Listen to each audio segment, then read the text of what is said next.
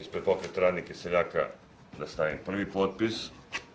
Vlasti su u Pokretu radnika i seljaka prepoznali pravog i jedinog partnera sa kojim će pobediti na lokalnim izborima u Ćupriji, rekao je predsjednik odbora Vlaške demokratske stranke u ovom gradu Anta Nonić.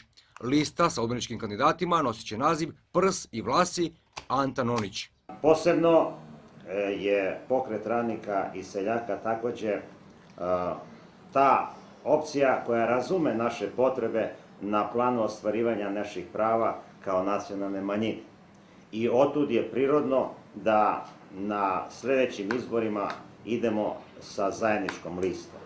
Zato pozivam Vlahe Ćuprije da na izborima 6. maja glasaju za svoje ljude, za ljude koji će biti na zajedničkoj listi. Pobedit ćemo zato što su nam čiste ruke, zato što nas ima najviše i zbog toga što narod ne može da izgubi, rekao je sinoć u Ćupriji visoki funkcioner Pokreta radnika i seljaka Boban Jovanović.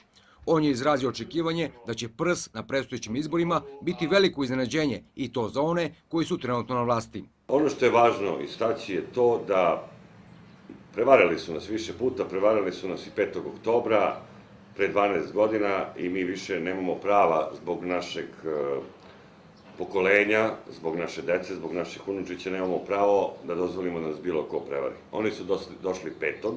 a otići će 6. sa vlasti. Pokret radnika i seljaka, za razliku od koalicije DOS koja se pojavila pre 12 godina, koja je obećavala da neće biti revanšizma, Pokret radnika i seljaka obećava revanšizam. I mi, ako pokušaju da nam pokradu ove izbore, obećavamo da nećemo lupati u šerpe, nego ćemo im lupati glave. Jovanović je rekao i da će se Pokret radnika i seljaka svim civilizovanim sredstvima boriti da izbori ne budu pokradeni. Takođe obećao je da će kada Prs bude u situaciji da odlučuje, Ćupriji biti vraćena šećerana, kao i da će se raditi na oživljavanju propalih preduzeća, kao što su na primjer Dobričevo i Agropromet.